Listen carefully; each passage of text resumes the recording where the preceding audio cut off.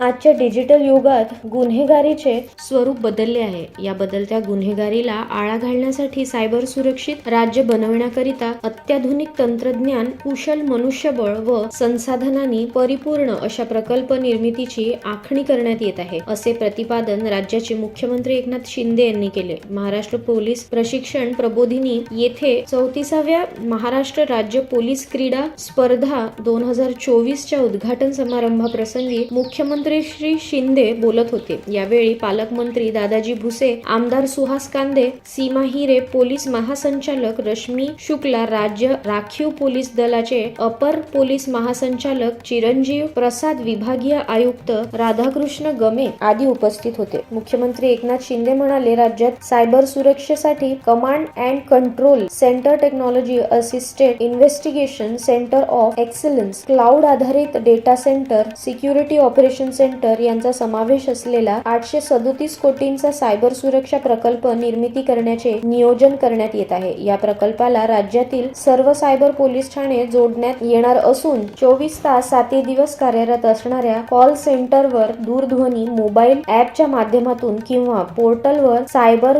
गुन्ह्यांविषयक तक्रार नोंदवून या गुन्ह्यांच्या तक्रारींची तात्काळ दखल घेण्यात येणार आहे. तसेच गुन्ह्यांची उकल करण्यासाठी आधुनिक तंत्रज्ञानाच्या वापरासोबतच पोलीस दलातील मनुष्यबळ वाढविण्यासाठी पोलीस शिपायांची सर्व रिक्त पदे भरण्याकरिता साधारण 17,000 पदांची भरती प्रक्रियाही सुरू करण्यात येत आहे. त्याचप्रमाणे पोलिसांनी घर बांधणीसाठी पूर्वीप्रमाणेच बँकामार्फत कर्ज घेण्याची योजना सुरू करण्याचा निर्णय घेतला असून पोलीस दळणवळण व माहिती तंत्रज्ञान विभाग आणि मोटार परिवहन विभागासाठी आस्थापना मंडळे गठीत करण्याचा निर्णय घेण्यात आला असल्याचे मुख्यमंत्री श्री शिंदे यांनी यावेळी सांगितले.